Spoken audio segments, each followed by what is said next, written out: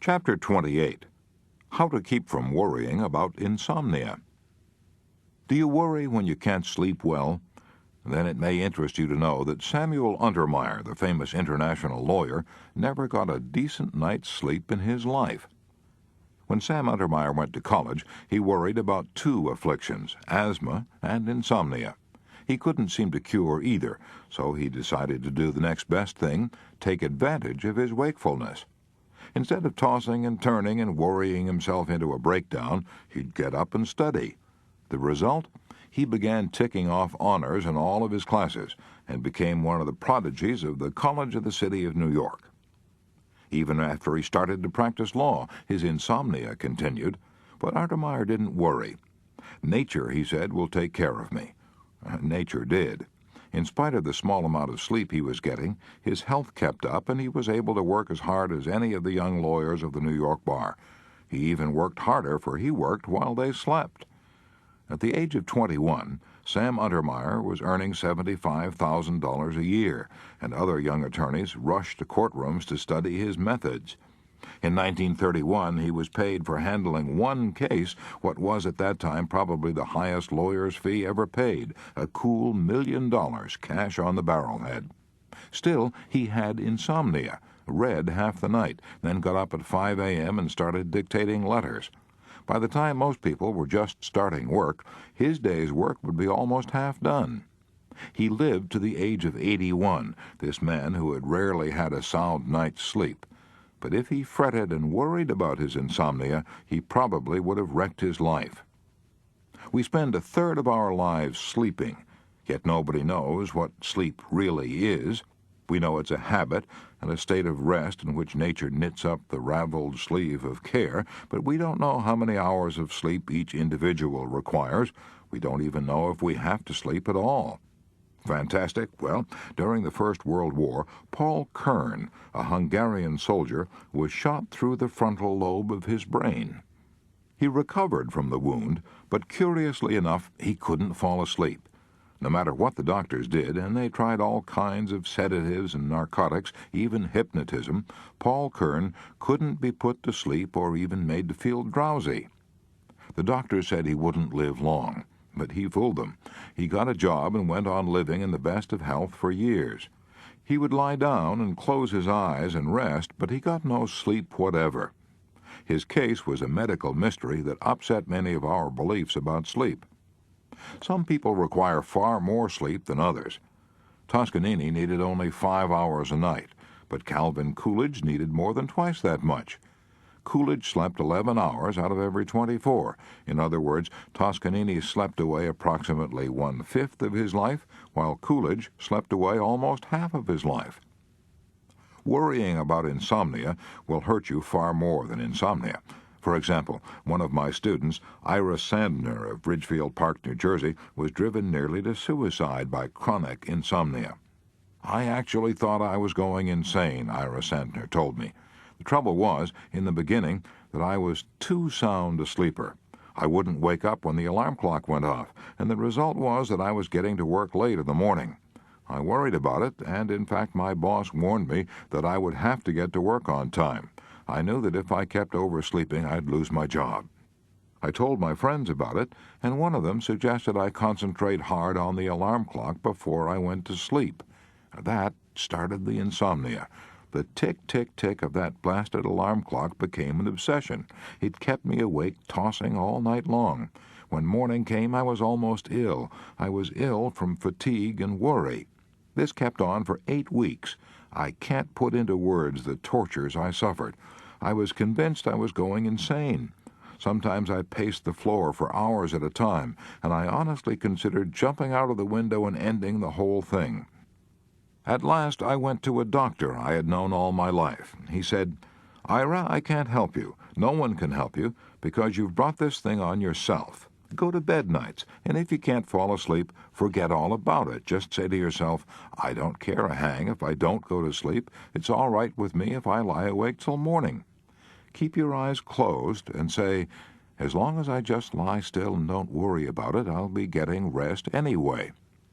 I did that, says Sandner, and in 2 weeks' time I was dropping off to sleep. In less than 1 month, I was sleeping 8 hours, and my nerves were back to normal. It wasn't insomnia that was killing Ira Sandner. It was his worry about it. Dr. Nathaniel Kleitman, professor at the University of Chicago, had done more research work on sleep than had any other living man. An expert on sleep, he declared that he had never known anyone to die from insomnia. To be sure, a man might worry about insomnia until he lowered his vitality and was swept away by germs, but it was the worry that did the damage, not the insomnia itself. Dr. Kleitman also said that the people who worry about insomnia usually sleep far more than they realize. The man who swears, "I never slept a wink last night," may have slept for hours without knowing it.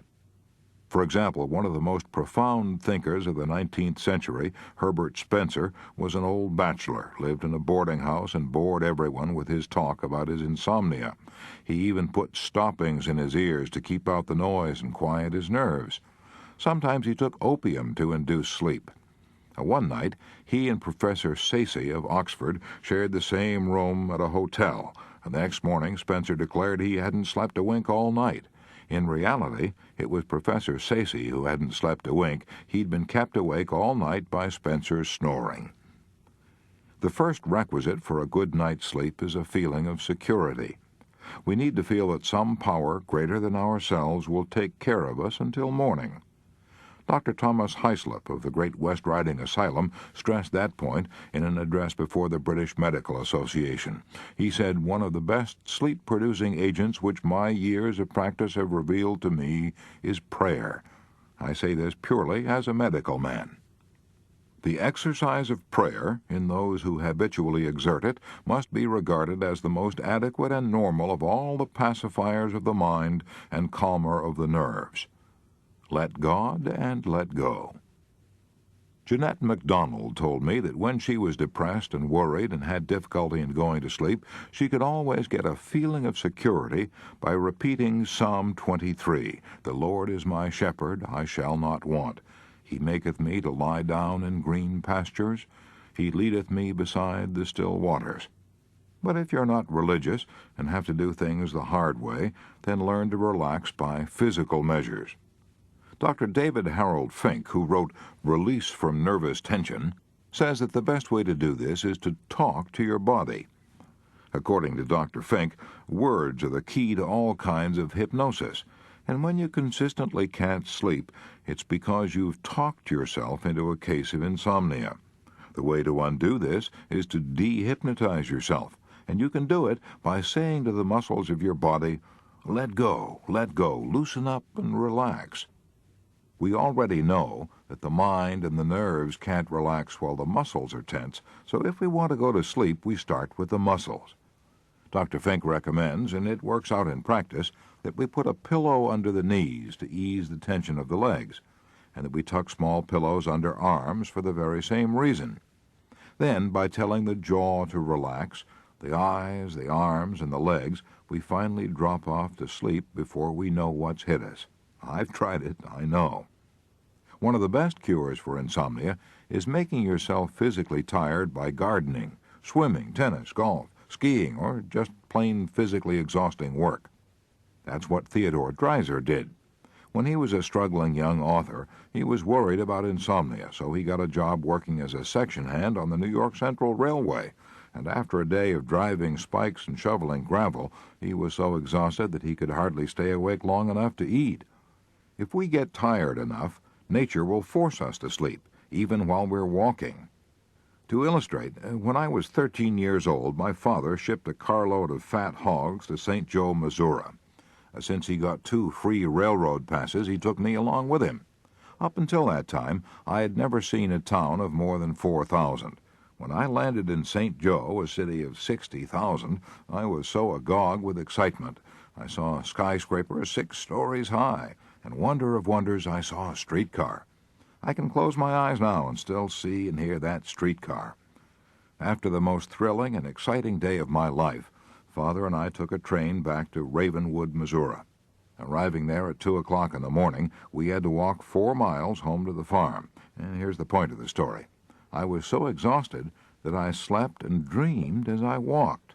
I've often slept while riding horseback, and I'm alive to tell it. When men are completely exhausted, they sleep right through the thunder and horror and danger of war.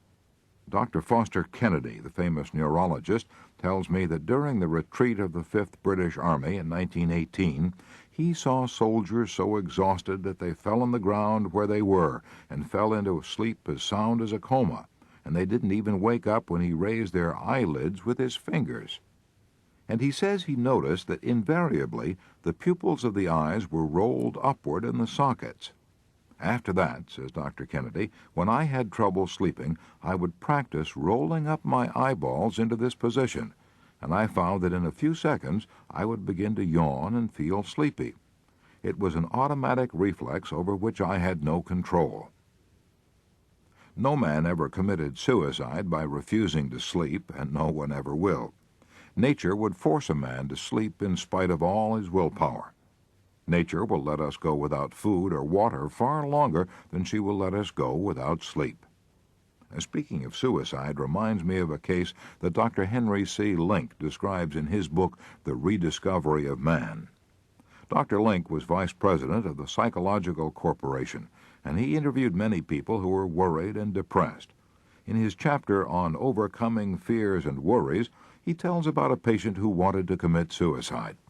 Dr. Link knew arguing would only make the matter worse, so he said to this man, "If you're going to commit suicide anyway, you might at least do it in a heroic fashion. Run around the block until you drop dead." He tried it, not once but several times, and each time felt better in his mind, if not in his muscles. By the third night, he had achieved what Dr. Link intended in the first place. He was so physically tired and physically relaxed that he slept like a log.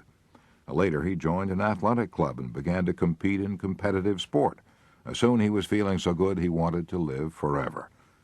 So, to keep from worrying about insomnia, here are 5 rules. 1. If you can't sleep, do what Samuel Untermeyer did. Get up and work or read until you do feel sleepy. 2. Remember that no one was ever killed by lack of sleep.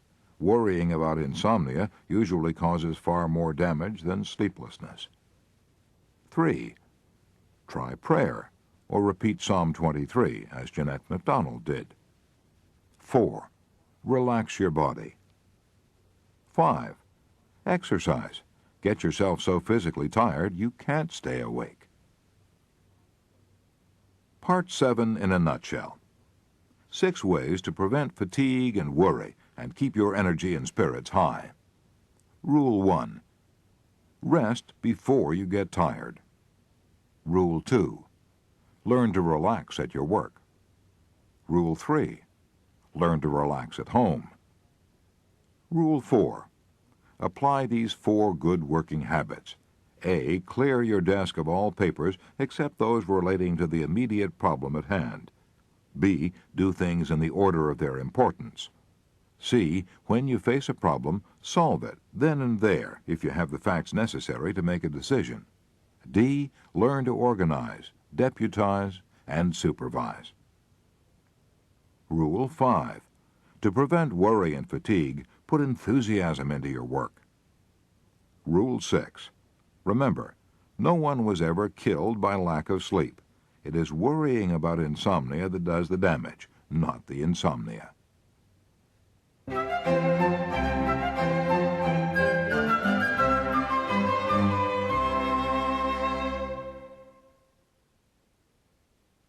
Part 8.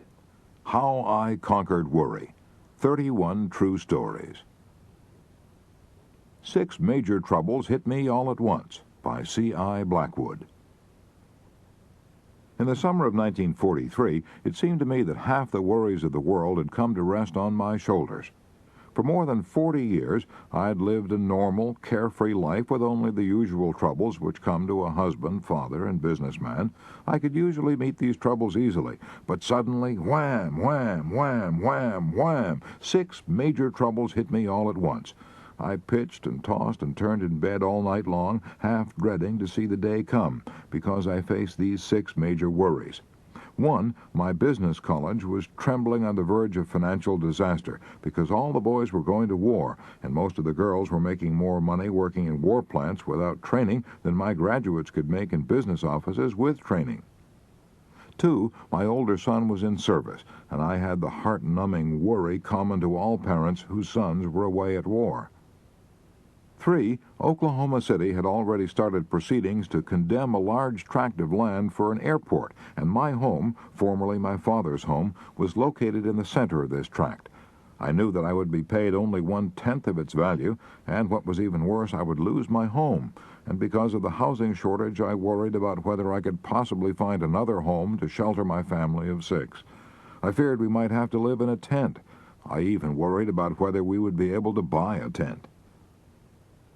4, the water well on my property went dry because a drainage canal had been dug near my home. To dig a new well would be throwing $500 away because the land was already being condemned. I had to carry water to my livestock in buckets every morning for 2 months, and I feared I would have to continue it during the rest of the war. 5, I lived 10 miles away from my business school, and I had a Class B gasoline card. That meant I couldn't buy any new tires, so I worried about how I could ever get to work when the superannuated tires on my old Ford gave up the ghost. 6, my eldest daughter had graduated from high school a year ahead of schedule. She had her heart set on going to college, and I just didn't have the money to send her. I knew her heart would be broken. One afternoon, sitting in my office worrying about my worries, I decided to write them all down, for it seemed no one ever had more worries than I had. I didn't mind wrestling with worries that gave me a fighting chance to solve them, but these worries all seemed to be utterly beyond my control. I could do nothing to solve them. So I filed away this typewritten list of my troubles, and as the months passed, I forgot that I'd ever written it. 18 months later, while transferring my files, I happened to come across this list of my 6 major problems that had once threatened to wreck my health. I read them with a great deal of interest and profit. I now saw that not one of them had come to pass. Here's what happened to them. 1, I saw that all my worries about having to close my business college had been useless, because the government had started paying business schools for training veterans, and my school was soon filled to capacity. 2, I saw that all my worries about my son in service had been useless. He was coming through the war without a scratch. 3, I saw that all my worries about my land being condemned had been useless, because as soon as I knew my land would not be condemned, I spent the money necessary to dig a new well to a deeper level and found an unfailing supply of water. 5, I saw that all my worries about my tires giving out had been useless, because by recapping and careful driving, the tires had managed somehow to survive. 6, I saw that all my worries about my daughter's education had been useless, because just 60 days before the opening of college, I was offered, almost like a miracle, an auditing job which I could do outside of school hours, and this job made it possible for me to send her to college on schedule. I'd often heard people say that 90% of the things we worry and stew and fret about never happen. But this old saying didn't mean much to me until I ran across that list of worries I'd typed out that dreary afternoon 18 months previously. I'm thankful now that I had to wrestle in vain with those 6 terrible worries. That experience has taught me a lesson I'll never forget. It's shown me the folly and tragedy of stewing about events that haven't happened, events that are beyond our control and may never happen. Remember, today is the tomorrow you worried about yesterday. Ask yourself, how do I know this thing I'm worrying about will really come to pass? I Can Turn Myself into a Shouting Optimist Within an Hour, by Roger W. Babson, famous economist. When I find myself depressed over present conditions, I can, within 1 hour, banish worry and turn myself into a shouting optimist. Here is how I do it. I enter my library, close my eyes, and walk to certain shelves containing only books on history. With my eyes still shut, I reach for a book, not knowing whether I am picking up Prescott's Conquest of Mexico or Suetonius' Lives of the 12 Caesars. With my eyes still closed, I open the book at random. I then open my eyes and read for an hour, and the more I read, the more sharply I realize that the world has always been in the throes of agony, that civilization has always been tottering on the brink.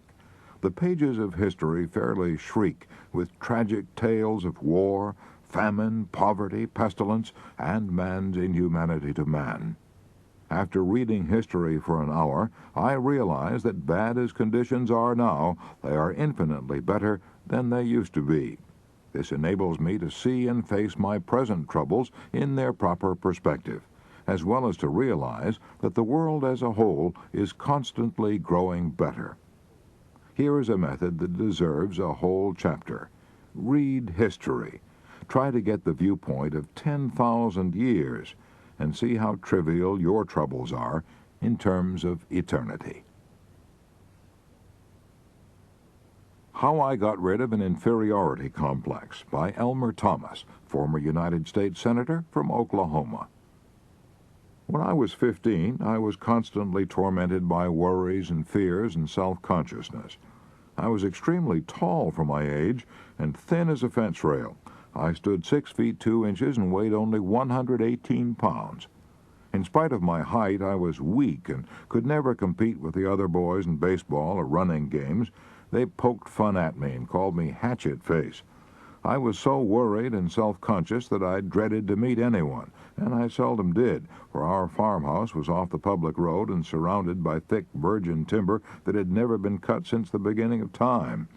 We lived half a mile from the highway, and a week would often go by without my seeing anyone except my mother, father, brothers, and sisters. I would have been a failure in life if I'd let those worries and fears whip me. Every day and every hour of the day, I brooded over my tall, gaunt, weak body. I could hardly think of anything else. My embarrassment, my fear was so intense that it's almost impossible to describe it. My mother knew how I felt. She'd been a school teacher, so she said to me, "Son, you ought to get an education. You ought to make your living with your mind because your body will always be a handicap." Since my parents were unable to send me to college, I knew I'd have to make my own way. So I hunted and trapped a possum, skunk, mink, and raccoon one winter, sold my hides for $4 in the spring, then bought 2 little pigs with my $4. I fed the pigs slop and later corn and sold them for $40 the next fall. With the proceeds from the sale of the 2 hogs, I went away to the Central Normal College, located in Danville, Indiana. I paid $1.40 a week for my board, 50 cents a week for my room. I wore a brown shirt my mother had made me. Obviously, she used brown cloth because it wouldn't show dirt. I wore a suit of clothes that had once belonged to my father. Dad's clothes didn't fit me, and neither did his old Congress gaiter shoes that I wore, shoes that had elastic bands in the sides that stretched when you put them on. The stretch had long since gone out of the bands, and the tops were so loose the shoes almost dropped off my feet as I walked. I was so embarrassed to associate with the other students, so I sat in my room alone and studied. The deepest desire of my life was to be able to buy some store clothes that fit me, clothes that I was not ashamed of. Shortly after that, 4 events happened that helped me to overcome my worries and my feeling of inferiority. One of these events gave me courage and hope and confidence and completely changed all the rest of my life. I'll describe these events briefly. First, after attending this normal school for only 8 weeks, I took an examination and was given a 3rd grade certificate to teach in the country public schools. To be sure, this certificate was good for only 6 months, but it was fleeting evidence that somebody had faith in me. The first evidence of faith that I had ever had from anyone except my mother. Second, a country school board at a place called Happy Hollow hired me to teach at a salary of $2 a day, or $40 a month. Here was even more evidence of somebody's faith in me. Third, as soon as I got my first check, I bought some store clothes that I wasn't ashamed to wear. If someone gave me $1,000,000 now, it wouldn't thrill me half as much as that first suit of clothes for which I paid only a few dollars.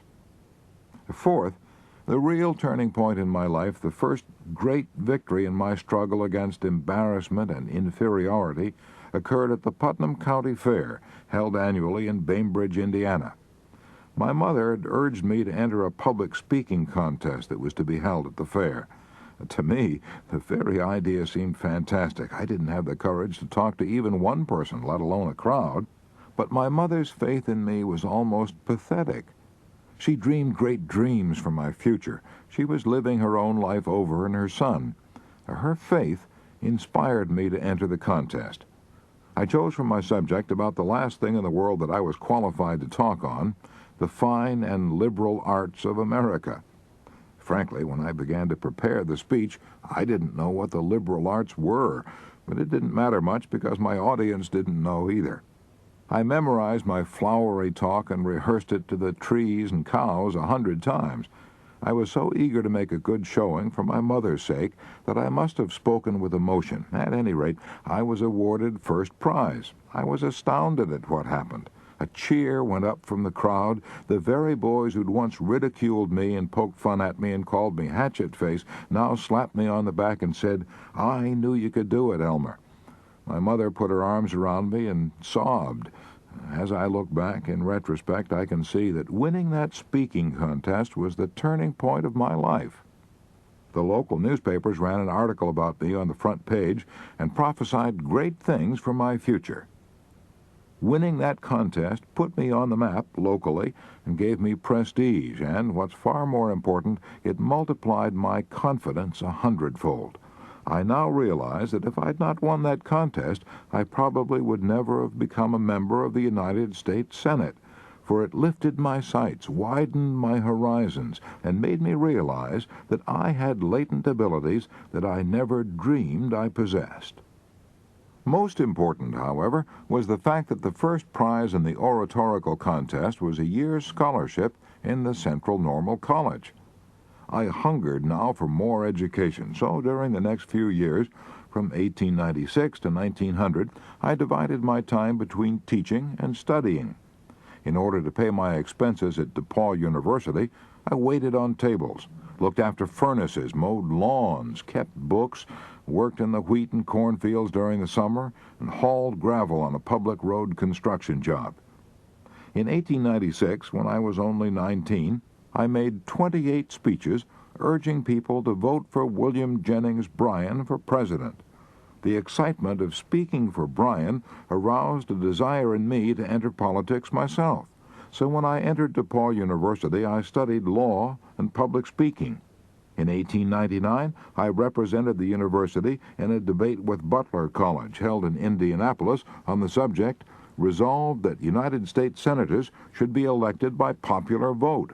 Well, I won other speaking contests and became editor-in-chief of the class of 1900 college annual, The Mirage, and the university paper, The Palladium. After receiving my A.B. degree at DePaul, I took Horace Greeley's advice, only I didn't go west, I went southwest. I went down to a new country, Oklahoma, when the Kiowa, Comanche, and Apache Indian Reservation was opened. I homesteaded a claim and opened a law office in Lawton, Oklahoma. I served in the Oklahoma State Senate for 13 years, in the lower house of Congress for 4 years, and at 50 years of age I achieved my lifelong ambition. I was elected to the United States Senate from Oklahoma. I've served in that capacity since March 4th, 1927. Since Oklahoma and Indian Territories became the state of Oklahoma on November 16, 1907, I've been continuously honored by the Democrats of my adopted state by nominations, first for state Senate and for Congress, and later for the United States Senate. I've told this story not to brag about my own feeling of accomplishment, which can't possibly interest anyone else. I've told it wholly with the hope that it may give renewed courage and confidence to some poor boy who's now suffering from the worries and shyness and feeling of inferiority that devastated my life when I was wearing my father's cast-off clothes and gaiter shoes that almost dropped off my feet as I walked. It's interesting to know that Elmer Thomas, who was so ashamed of his ill-fitting clothes as a youth, was later voted the best-dressed man in the United States Senate. I Lived in the Garden of Allah by R.V.C. Bodley, descendant of Sir Thomas Bodley, founder of the Bodleian Library, Oxford, author of Wind in the Sahara, The Messenger, and 14 other volumes. In 1918, I turned my back on the world I had known and went to northwest Africa and lived with the Arabs in the Sahara, the Garden of Allah. I lived there 7 years. I learned to speak the language of the nomads. I wore their clothes, I ate their food, and adopted their mode of life, which has changed very little during the last 20 centuries. I became an owner of sheep and slept on the ground in the Arabs' tents. I also made a detailed study of their religion. In fact, I later wrote a book about Muhammad entitled The Messenger. Those 7 years which I spent with these wandering shepherds were the most peaceful and contented years of my life. I had already had a rich and varied experience. I was born of English parents in Paris and lived in France for 9 years. Later, I was educated at Eton and at the Royal Military College at Sandhurst. Then I spent 6 years as a British Army officer in India, where I played polo and hunted and explored in the Himalayas, as well as doing some soldiering. I fought through the First World War, and at its close, I was sent to the Paris Peace Conference as an assistant military attaché. I was shocked and disappointed at what I saw there. During the 4 years of slaughter on the Western Front, I had believed we were fighting to save civilization. But at the Paris Peace Conference, I saw selfish politicians laying the groundwork for the Second World War, each country grabbing all it could for itself, creating national antagonisms, and reviving the intrigues of secret diplomacy. I was sick of war, sick of the army, sick of society. For the first time in my career, I spent sleepless nights worrying about what I should do with my life. Lloyd George urged me to go in for politics. I was considering taking his advice when a strange thing happened, a strange thing that shaped and determined my life for the next 7 years. It all came from a conversation with Ted Lawrence, Lawrence of Arabia, the most colorful and romantic figure produced by the First World War. He had lived in the desert with the Arabs, and he advised me to do the same thing. At first it sounded fantastic. However, I was determined to leave the army, and I had to do something. Civilian employers did not want to hire men like me, ex-officers of the regular army, especially when the labor market was jammed with millions of unemployed. So I did as Lawrence suggested. I went to live with the Arabs. I'm glad I did so. They taught me how to conquer worry. Like all faithful Muslims, they are fatalists. They believe that every word which Muhammad wrote in the Quran is the divine revelation of Allah. So when the Quran says, God created you and all your actions, they accept it literally. That is why they take life so calmly and never hurry or get into unnecessary tempers when things go wrong. They know that what is ordained, and no one but God can alter anything. However, that doesn't mean that in the face of disaster they sit down and do nothing. To illustrate, let me tell you of a fierce burning windstorm of the Scirocco which I experienced when I was living in the Sahara. It howled and screamed for 3 days and nights. It was so strong, so fierce, that it blew sand from the Sahara hundreds of miles across the Mediterranean and sprinkled it over the Rhone Valley in France. The wind was so hot, I felt as if the hair was being scorched off my head. My throat was parched, my eyes burned, my teeth were full of grit. I felt as if I were standing in front of a furnace at a glass factory. I was driven as near crazy as a man can be and retain his sanity, but the Arabs didn't complain. They shrugged their shoulders and said, "Maktub, it is written." But immediately after the storm was over, they sprang into action. They slaughtered all the lambs because they knew they would die anyway, and by slaughtering them at once, they hoped to save the mother sheep. After the lambs were slaughtered, the flocks were driven southward to water. This was all done calmly, without worry or complaining or mourning over their losses. The tribal chief said, "It is not too bad. We might have lost everything, but praise God, we have 40% of our sheep left to make a new start. I remember another occasion when we were motoring across the desert and a tire blew out. The chauffeur had forgotten to mend the spare tire, so there we were with only 3 tires. I fussed and fumed and got excited and asked the Arabs what we were going to do.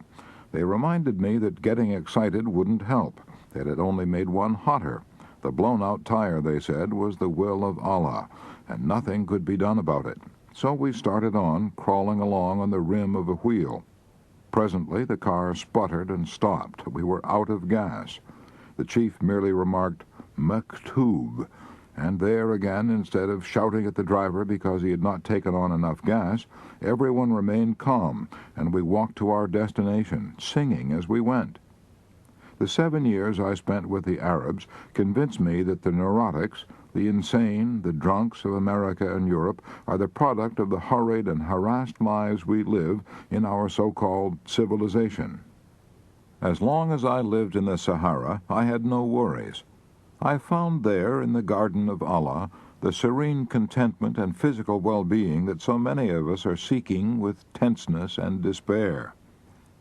Many people scoff at fatalism. Maybe they're right, who knows? But all of us must be able to see how our fates are often determined for us. For example, if I had not spoken to Lawrence of Arabia at 3 minutes past noon on a hot August day in 1919, all the years that have elapsed since then would have been completely different.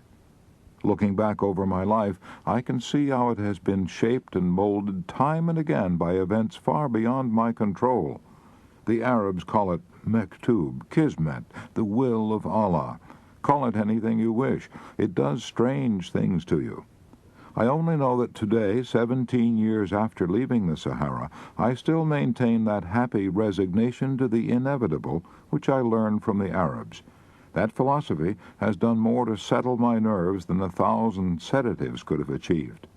When the fierce burning winds blow over our lives, and we cannot prevent them, let us too accept the inevitable, and then get busy and pick up the pieces. 5 Methods I Have Used to Banish Worry by Professor William Lyon Phelps. I had the privilege of spending an afternoon with Billy Phelps of Yale shortly before his death. Here are the 5 methods he used to banish worry based on the notes I took during that interview. Number 1. When I was 24 years old, my eyes suddenly gave out. After reading 3 or 4 minutes, my eyes felt as if they were full of needles. And even when I was not reading, they were so sensitive that I could not face a window. I consulted the best oculist in New Haven and New York. Nothing seemed to help me. After 4 o'clock in the afternoon, I simply sat in a chair in the darkest corner of the room, waiting for bedtime. I was terrified. I feared that I would have to give up my career as a teacher and go out west and get a job as a lumberjack. Then a strange thing happened, which shows the miraculous effects of the mind over physical ailments. When my eyes were at their worst that unhappy winter, I accepted an invitation to address a group of undergraduates. The hall was illuminated by huge rings of gas jets suspended from the ceiling. The lights pained my eyes so intensely that while sitting on the platform I was compelled to look at the floor. Yet during my 30-minute speech, I felt absolutely no pain, and I could look directly at these lights without any blinking whatever. Then, when the assembly was over, my eyes pained me again. I thought then that if I could keep my mind strongly concentrated on something, not for 30 minutes, but for a week, I might be cured. For clearly, it was a case of mental excitement triumphing over a bodily illness. I had a similar experience later, while crossing the ocean. I had an attack of lumbago so severe that I could not walk. I suffered extreme pain when I tried to stand up straight. While in that condition, I was invited to give a lecture on shipboard. As soon as I began to speak, every trace of pain and stiffness left my body. I stood up straight, moved about with perfect flexibility, and spoke for an hour. When the lecture was over, I walked away to my stateroom with ease. For a moment I thought I was cured, but the cure was only temporary. The lumbago resumed its attack. These experiences demonstrated to me the vital importance of one's mental attitude. They taught me the importance of enjoying life while you may. So I live every day now as if it were the first day I had ever seen and the last I were going to see. I'm excited about the daily adventure of living, and nobody in a state of excitement will be unduly troubled with worries. I love my daily work as a teacher. I wrote a book entitled The Excitement of Teaching. Teaching has always been more than an art or an occupation to me. It is a passion. I love to teach as a painter loves to paint or a singer loves to sing. Before I get out of bed in the morning, I think with ardent delight of my first group of students. I have always felt that one of the chief reasons for success in life is enthusiasm. Number 2, I have found that I can crowd worry out of my mind by reading an absorbing book. When I was 59, I had a prolonged nervous breakdown. During that period, I began reading David Alec Wilson's monumental Life of Carlyle. It had a good deal to do with my convalescence because I became so absorbed in reading it that I forgot my despondency. Number 3. At another time, when I was terribly depressed, I forced myself to become physically active almost every hour of the day. I played 5 or 6 sets of violent games of tennis every morning, then took a bath, had lunch, played 18 holes of golf every afternoon. On Friday nights, I danced until 1 o'clock in the morning. I'm a great believer in working up a tremendous sweat. I found that depression and worry oozed out of my system with the sweat. Number 4, I learned long ago to avoid the folly of hurry, rush, and working under tension. I've always tried to apply the philosophy of Wilbur Cross.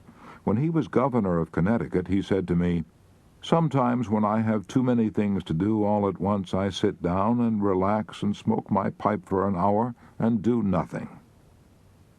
Number 5, I have also learned that patience and time have a way of resolving our troubles. When I'm worried about something, I try to see my troubles in their proper perspective. I say to myself, 2 months from now, I shall not be worrying about this bad break, so why worry about it now? Why not assume now the same attitude that I will have 2 months from now? To sum up, here are the 5 ways in which Professor Phelps banished worry. 1. Live with gusto and enthusiasm. I live every day as if it were the first day I have ever seen and the last I were going to see. 2. Read an interesting book. When I had a prolonged nervous breakdown, I began reading The Life of Carlyle and became so absorbed in reading that I forgot my despondency. 3. Play games. When I was terribly depressed, I forced myself to become physically active almost every hour of the day. 4. Relax while you work. I long ago learned to avoid the folly of hurry, rush, and working under tension. 5. I try to see my troubles in their proper perspective. I say to myself, 2 months from now, I shall not be worrying about this bad break, so why worry about it now? Why not assume now the same attitude that I will have 2 months from now? I Stood Yesterday, I Can Stand Today, by Dorothy Dix. I've been through the depths of poverty and sickness. When people ask me what's kept me going through all the troubles that come to all of us, I always reply, I stood yesterday, I can stand today, and I will not permit myself to think about what might happen tomorrow. I have known want and struggle and anxiety and despair. I've always had to work beyond the limit of my strength. As I look back upon my life, I see it as a battlefield strewn with the wrecks of dead dreams and broken hopes and shattered illusions, a battle in which I always fought with the odds tremendously against me, and which has left me scarred and bruised and maimed and old before my time. Yet I have no pity for myself, no tears to shed over the past and gone sorrows, no envy for the women who have been spared all I've gone through, for I have lived, they only existed. I have drunk the cup of life down to its very dregs. They have only sipped the bubbles on top of it. I know things they will never know. I see things to which they are blind. It is only the women whose eyes have been washed clear with tears who get the broad vision that makes them little sisters to all the world. I have learned in the great University of Hard Knocks a philosophy that no woman who has had an easy life ever acquires. I have learned to live each day as it comes, not to borrow trouble by dreading the morrow. It is the dark menace of the picture that makes cowards of us. I put that dread from me, because experience has taught me that when the time comes that I so fear, the strength and wisdom to meet it will be given me. Little annoyances no longer have the power to affect me. After you've seen your whole edifice of happiness topple and crash in ruins about you, it never matters to you again that a servant forgets to put the doilies under the finger bowls or the cook spills the soup. I have learned not to expect too much of people, and so I can still get happiness out of the friend who isn't quite true to me or the acquaintance who gossips. Above all, I have acquired a sense of humor, because there were so many things over which I had either to cry or laugh. And when a woman can joke over her troubles instead of having hysterics, nothing can ever hurt her much again. I do not regret the hardships I have known, because through them I have touched life at every point I have lived, and it was worth the price I had to pay. Dorothy Dix conquered worry by living in day-tight compartments. I Did Not Expect to Live to See the Dawn by J.C. Penney. On April 14, 1902, a young man with $500 in cash and $1 million in determination opened a dry goods store in Kemmerer, Wyoming, a little mining town of 1,000 people situated on the old covered wagon trail laid out by the Lewis and Clark expedition. That young man and his wife lived in a half-story attic above the store, using a large empty dry goods box for a table and smaller boxes for chairs. The young wife wrapped her baby in a blanket and let it sleep under a counter while she stood beside it, helping her husband wait on customers. Today, the largest chain of dry goods stores in the world bears that man's name, the J.C. Penney stores, over 1,600 of them, covering every state in the Union. I recently had dinner with Mr. Penney, and he told me about the most dramatic moment of his life. Years ago, I passed through a most trying experience. I was worried and desperate. My worries were not connected in any way whatever with the J.C. Penney Company, and that business was solid and thriving. But I personally had made some unwise commitments prior to the crash of 1929. Like many other men, I was blamed for conditions for which I was in no way responsible. I was so harassed with worries that I couldn't sleep, and developed an extremely painful ailment known as the shingles, a red rash and skin eruptions. I consulted a physician, a man with whom I'd gone to high school as a boy in Hamilton, Missouri, Dr. Elmer Eggleston, a staff physician at the Kellogg Sanitarium in Battle Creek, Michigan. Dr. Eggleston put me to bed and warned me that I was a very ill man. A rigid treatment was prescribed, but nothing helped. I got weaker day by day. I was broken nervously and physically, filled with despair, unable to see even a ray of hope. I had nothing to live for. I felt I hadn't a friend left in the world, that even my family had turned against me. One night Dr. Eggleston gave me a sedative, but the effect soon wore off, and I awoke with an overwhelming conviction that this was my last night of life. Getting out of bed, I wrote farewell letters to my wife and to my son, saying that I did not expect to live to see the dawn. When I awoke the next morning, I was surprised to find that I was still alive. Going downstairs, I heard singing in a little chapel where devotional exercises were held each morning. I can still remember the hymn they were singing, "God Will Take Care of You." Going into the chapel, I listened with a weary heart to the singing, the reading of the scripture lesson, and the prayer. Suddenly, something happened. I can't explain it. I can only call it a miracle. I felt as if I had been instantly lifted out of the darkness of a dungeon into warm, brilliant sunlight. I felt as if I had been transported from hell to paradise. I felt the power of God as I had never felt it before. I realized then that I alone was responsible for all my troubles. I knew that God, with His love, was there to help me. From that day to this, my life has been free from worry. I am 71 years old, and the most dramatic and glorious 20 minutes of my life were those I spent in that chapel that morning. God will take care of you. J.C. Penney learned to overcome worry almost instantaneously because he discovered the one perfect cure. I go to the gym to punch the bag or take a hike outdoors. By Colonel Eddie Egan, New York attorney, Rhodes Scholar, former chairman, New York State Athletic Commission, former Olympic light heavyweight champion of the world. When I find myself worrying and mentally going around in endless circles like a camel turning a water wheel in Egypt, a good physical workout helps me to chase those blues away. It may be running or a long hike in the country, or it may be a half hour of bag punching or squash tennis at the gymnasium. Whichever it is, physical exercise clears my mental outlook.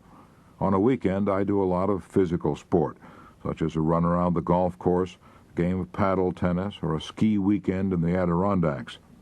By my becoming physically tired, my mind gets a rest from legal problems, so that when I return to them, my mind has a new zest and power. Quite often in New York, where I work, there's a chance for me to spend an hour at the Yale Club gym. And no man can worry while he's playing squash tennis or skiing. He's too busy to worry. The large mental mountains of trouble become minute molehills that new thoughts and acts quickly smooth down. I find the best antidote for worry is exercise. Use your muscles more and your brain less when you're worried, and you'll be surprised at the result. It works that way with me. Worry goes when exercise begins. I Was the Worrying Wreck from Virginia Tech by Jim Birdsall. 17 years ago, when I was in military college at Blacksburg, Virginia, I was known as the worrying wreck from Virginia Tech. I worried so violently that I often became ill. In fact, I was ill so often that I had a regular bed reserved for me at the college infirmary at all times. When the nurse saw me coming, she'd run and give me a hypo. I worried about everything. Sometimes I even forgot what I was worrying about. I worried for fear I would be busted out of college because of my low grades. I'd failed to pass my examination in physics and other subjects, too. I knew I had to maintain an average grade of 75 to 84. I worried about my health, about my excruciating attacks of acute indigestion, about my insomnia. I worried about financial matters. I felt bad because I couldn't buy my girl candy or take her to dances as often as I wanted to. I worried for fear she'd marry one of the other cadets. I was in a lather day and night over a dozen intangible problems. In desperation, I poured out my troubles to Professor Duke Baird, professor of business administration at VPI. The 15 minutes that I spent with Professor Baird did more for my health and happiness than all the rest of the 4 years I spent in college. Jim, he said, you ought to sit down and face the facts. If you devoted half as much time and energy to solving your problems as you do to worrying about them, you wouldn't have any worries. Worrying is just a vicious habit you've learned. He gave me 3 rules to break the worry habit. Rule 1, find out precisely what is the problem you're worrying about. Rule 2, find out the cause of the problem. Rule 3, do something constructive at once about solving the problem. After that interview, I did a bit of constructive planning. Instead of worrying because I'd failed to pass physics, I now asked myself why I had failed. I knew it wasn't because I was dumb, for I was editor-in-chief of the Virginia Tech Engineer. I figured that I'd failed physics because I had no interest in the subject. I'd not applied myself because I couldn't see how it would help me in my work as an industrial engineer. But now I changed my attitude. I said to myself, if the college authorities demand that I pass my physics examination before I obtain a degree, who am I to question their wisdom? So I enrolled for physics again. This time I passed, because instead of wasting my time in resentment and worrying about how hard it was, I studied diligently. I solved my financial worries by taking on some additional jobs, such as selling punch at the college dances. and by borrowing money from my father, which I paid back soon after graduation.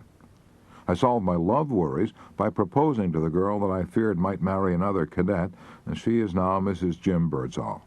As I look back at it now, I can see that my problem was one of confusion, a disinclination to find the causes of my worry and face them realistically.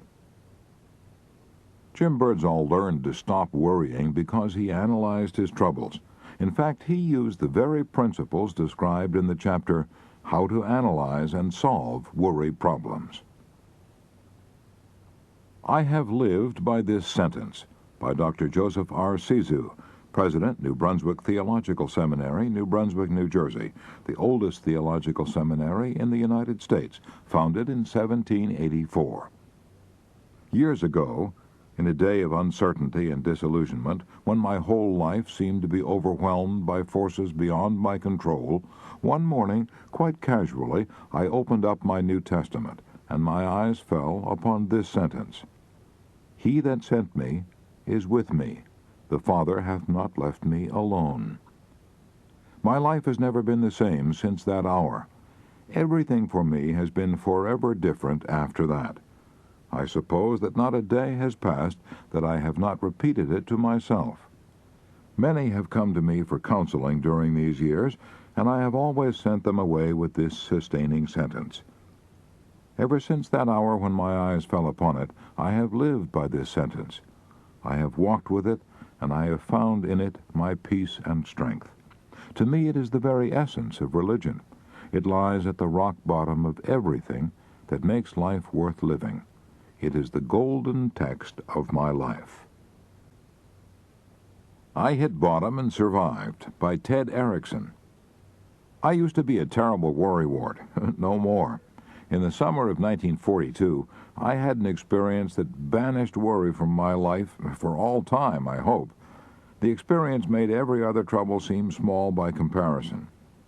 For years, I'd wanted to spend a summer on a commercial fishing craft in Alaska, so in 1942, I signed on a 32-foot salmon seining vessel out of Kodiak, Alaska.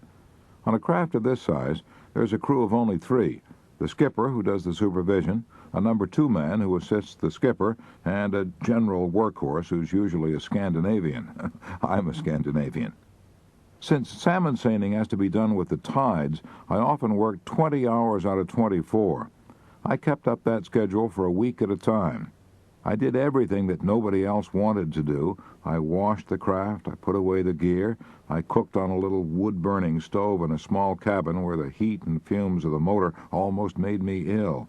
I washed the dishes, I repaired the boat, I pitched the salmon from our boat into a tender that took the fish to a cannery. My feet were always wet in my rubber boots. My boots were often filled with water, but I had no time to empty them. But all that was play compared to my main job, which was pulling what's called the cork line. That operation simply means placing your feet on the stern of the craft and pulling in the corks and the webbing of the net. At least that's what you're supposed to do. But in reality, the net was so heavy that when I tried to pull it in, it wouldn't budge. What really happened was that in trying to pull in the cork line, I actually pulled in the boat. I pulled it along on my own power since the net stayed where it was. I did all this for weeks on end.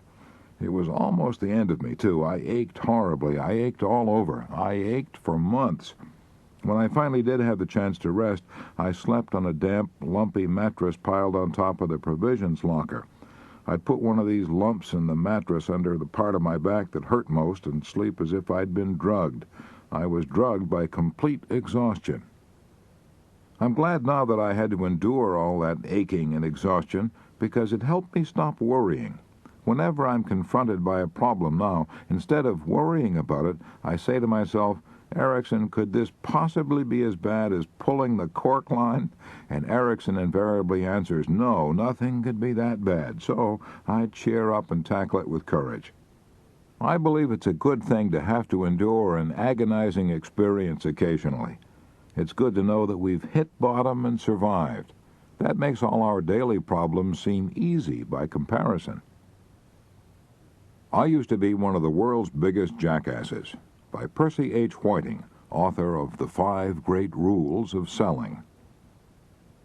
I've died more times from more different diseases than any other man, living, dead, or half dead. I was no ordinary hypochondriac. My father owned a drugstore, and I was practically brought up in it. I talked to doctors and nurses every day, so I knew the names and symptoms of more and worse diseases than the average layman. I was no ordinary hypo. I had symptoms. I could worry for an hour or two over a disease and then have practically all the symptoms of a man who was suffering from it.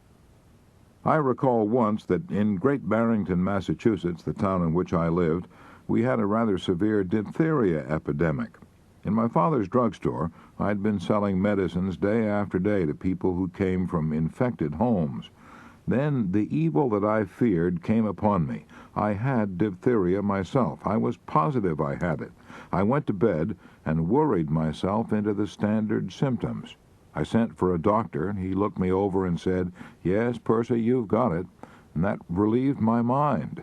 I was never afraid of any disease when I had it, so I turned over and went to sleep. The next morning, I was in perfect health.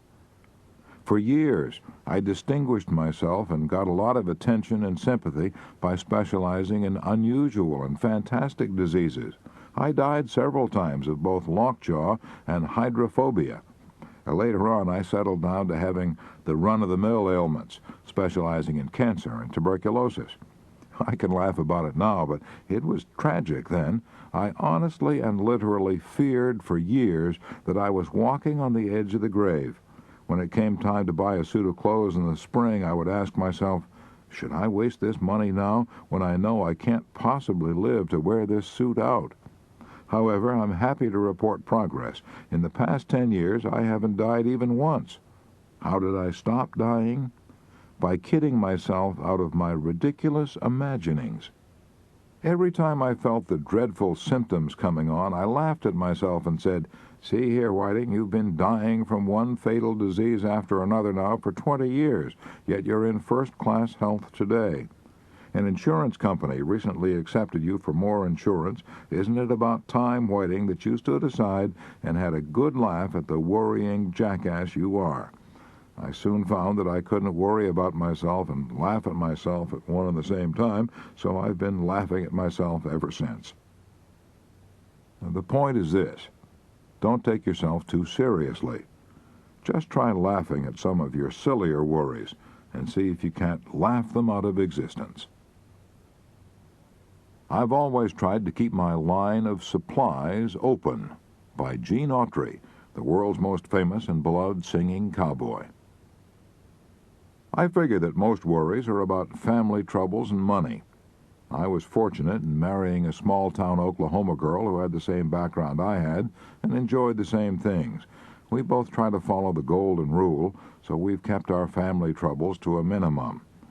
I kept my financial worries to a minimum also by doing two things. First, I've always followed a rule of absolute 100% integrity in everything. When I borrowed money, I paid back every penny. Few things cause more worry than dishonesty. Second, when I started a new venture, I always kept an ace in the hole. Military experts say that the first principle of fighting a battle is to keep your line of supplies open.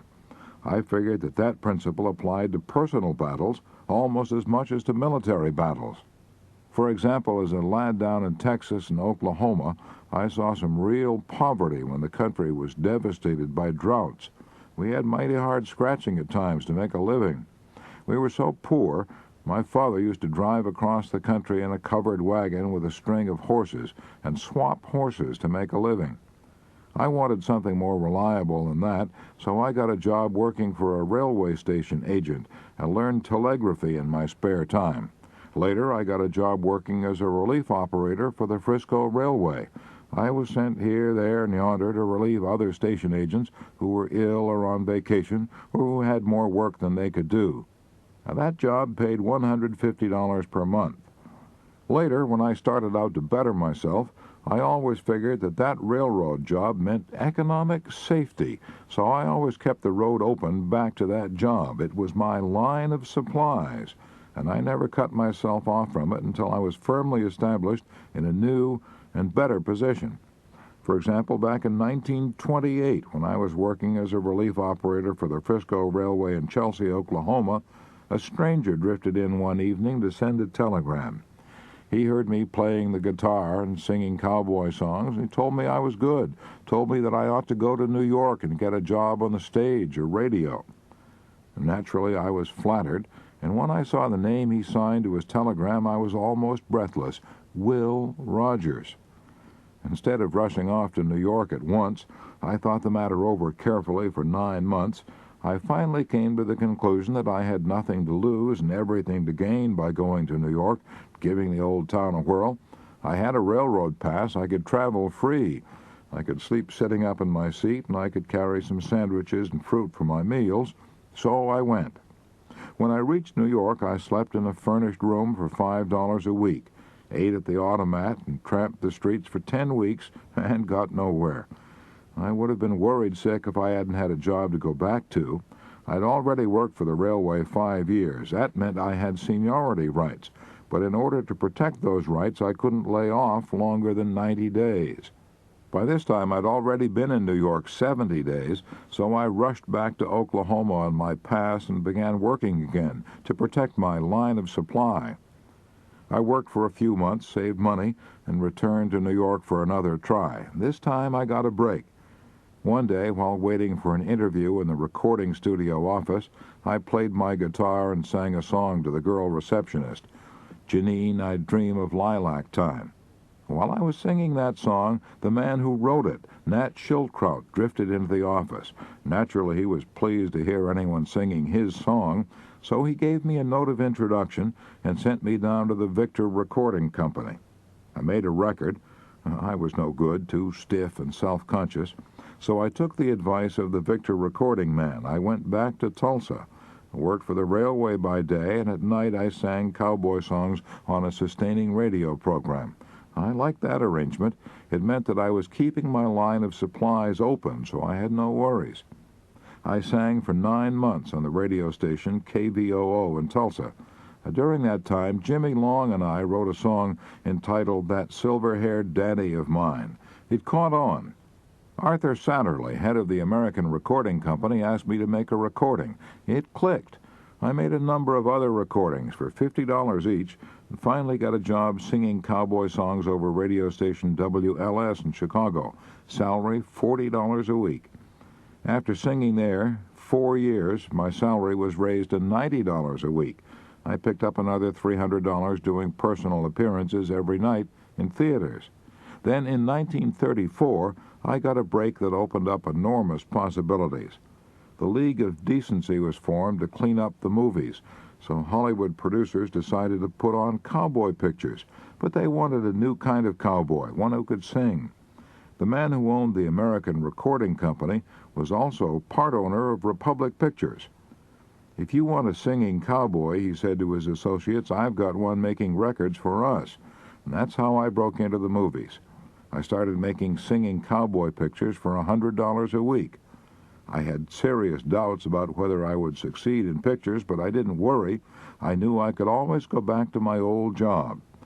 My success in pictures exceeded my wildest expectations. I now get a salary of $100,000 a year, plus one-half of all the profits of my pictures. However, I realize this arrangement won't go on forever, but I'm not worried. I know that no matter what happens, even if I lose every dollar I have, I can always go back to Oklahoma and get a job working for the Frisco Railway. I have protected my line of supplies. I Heard a Voice in India by E. Stanley Jones, one of America's most dynamic speakers and the most famous missionary of his generation. I have devoted 40 years of my life to missionary work in India. At first I found it difficult to endure the terrible heat, plus the nervous strain of the great task that stretched before me. At the end of 8 years, I was suffering so severely from brain fatigue and nervous exhaustion that I collapsed, not once but several times. I was ordered to take a year's furlough in America. On the boat returning to America, I collapsed again while speaking at a Sunday morning service on the ship, and the ship's doctor put me to bed for the remainder of the trip. After a year's rest in America, I started back to India, but stopped on the way to hold evangelistic meetings among the university students in Manila. In the midst of the strain of these meetings, I collapsed several times. Physicians warned me that if I returned to India, I would die. In spite of their warnings, I continued on to India, but I went with a deepening cloud upon me. When I arrived in Bombay, I was so broken that I went straight to the hills and rested for several months. Then I returned to the plains to continue my work. It was no use. I collapsed and was forced to return to the hills for another long rest. Again I descended to the plains, and again I was shocked and crushed to discover that I couldn't take it. I was exhausted mentally, nervously, and physically. I was completely at the end of my resources. I feared that I would be a physical wreck for the balance of my life. If I didn't get help from somewhere, I realized that I would have to give up my missionary career, go back to America and work on a farm to try to regain my health. It was one of my darkest hours. At that time, I was holding a series of meetings in Lucknow. While praying one night, an event happened that completely transformed my life. While in prayer, and I was not particularly thinking about myself at the time, a voice seemed to say, "Are you yourself ready for this work to which I have called you?"